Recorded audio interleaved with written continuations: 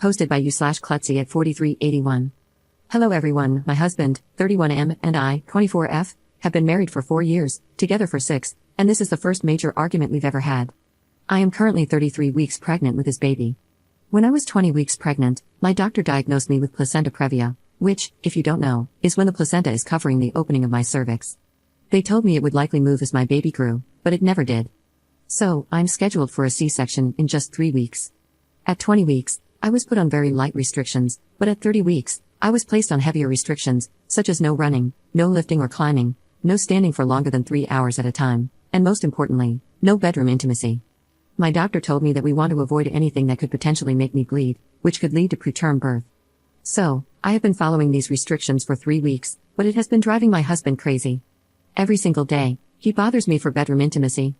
Every single day. Each time, I remind him that I can't because of the restrictions. I don't even want to have bedroom intimacy anyway, my belly is so big, and I'm always exhausted. He doesn't really like those answers.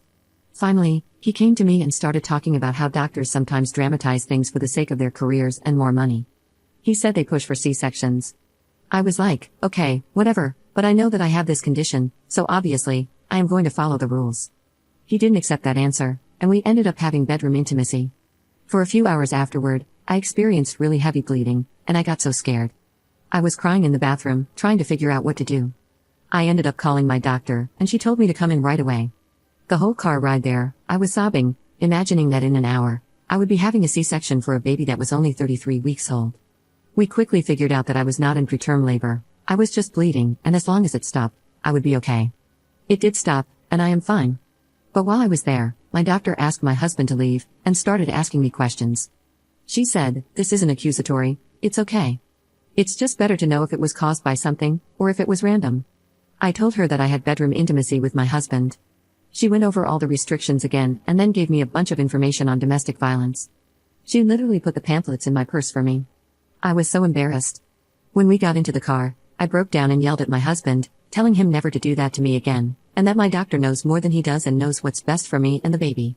He apologized, and I could tell he really meant it. I've still been holding a grudge for days, and he's been groveling for days. He asked me how long I was going to make him apologize. I told him at least until the baby is born. Am I the jerk for that? Update 17.5 hours later. I wasn't originally going to make an update, because I was getting into specific details about my life, and I didn't want anyone I know in real life to find out. But I will, because, I don't know why. I guess I just got some really good comments. I posted this about 7 hours ago, and I cannot believe how many people have responded.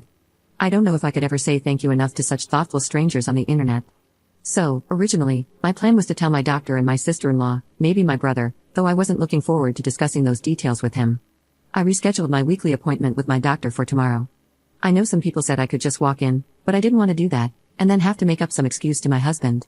The comments made me realize the severity of the situation, and honestly, I'm terrified. So, I called my sister-in-law when she got off work, and we had a really long conversation. I mentioned in the comments that my sister-in-law and brother have never really liked my husband, especially my sister-in-law. She was very supportive and kind, and we talked for a long time. I guess I can admit now, that it wasn't just bedroom intimacy, it was great. We talked about that more than anything else. She quickly cleared up the confusion. I told her about a lot of things my mom excused because she likes my husband, and my sister-in-law was livid. I guess I always knew she would be, which is why I never told her before. She ended up telling me to talk to my doctor, and she will talk to my brother, and we will figure out what's going on.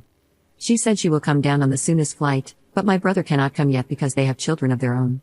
I'm content with that, and my appointment with my doctor is tomorrow. So, my husband got home earlier than usual and saw that I was upset. I was really planning on getting myself together before he came home, but I didn't have time. Still, I wasn't going to tell him anything, but he was being so kind, which he usually is. I know that's hard to believe, but it's true, and today especially, he was so kind and so worried about me. I know it was stupid to explain the situation, but I did. I don't know why. I'm just used to telling him my problems, I guess. It was a mistake, and I know that. I'm really trying not to be so naive anymore, but it's hard to switch from thinking of him as my loving and caring husband, to my husband who is hurting me. So, I told him how he hurt me, and that I was honestly scared now. He was like, "What? How?" I explained that he hurt me, by forcing me to have bedroom intimacy, by literally forcing my legs apart and telling me to calm down. He responded, "Oh my effing God, don't effing say that. That's a crime, do you understand that? Do you understand you just accused me of marital rape?" Then he pushed me away from him. I started to apologize, and he began to say it was okay, and did that thing where he acts like I'm dumb again. So, I finally said, yeah, actually, I really do understand that now. It isn't right, and it is marital rape. This resulted in a huge argument, once again. He called me an idiot for even daring to say those words. I called him an abuser, and he literally laughed. He said, "Who are you talking to? You don't know what you're talking about," and started to go on and on about things I don't know about. He insisted that having bedroom intimacy with his wife isn't great, no matter how you look at it. I ended up trying to walk away, but he grabbed me by the wrist. I snatched my hand away, and he held up his hands, saying, "Oh, I'm sorry, that might be considered battery of a pregnant woman, if we're going by your definitions." The condescending tone is what really pushed me to the edge, and I told him I didn't want to be around him. He responded, "Fine, I'll leave." I said, "No, I want to leave. I want to be away from you." He threw the credit card at me and told me to go get a hotel then. So I did, and here I am, typing this now.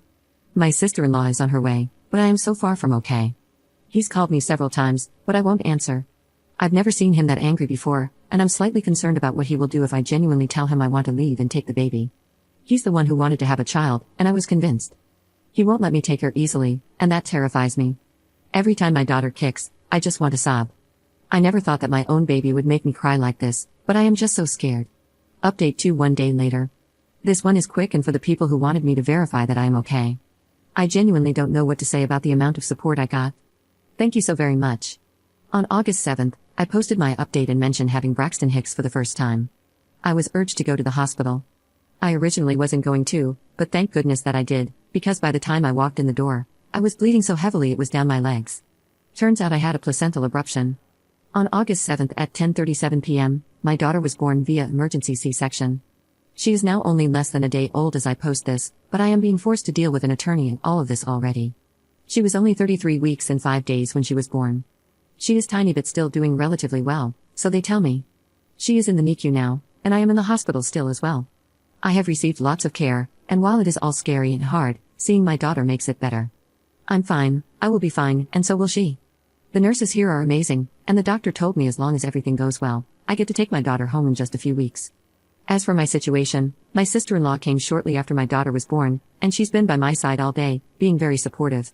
The attorney advised us to allow my husband visitation with our daughter while she is still in the NICU, so I did. I do not have any concerns about him hurting our daughter while she's in the hospital.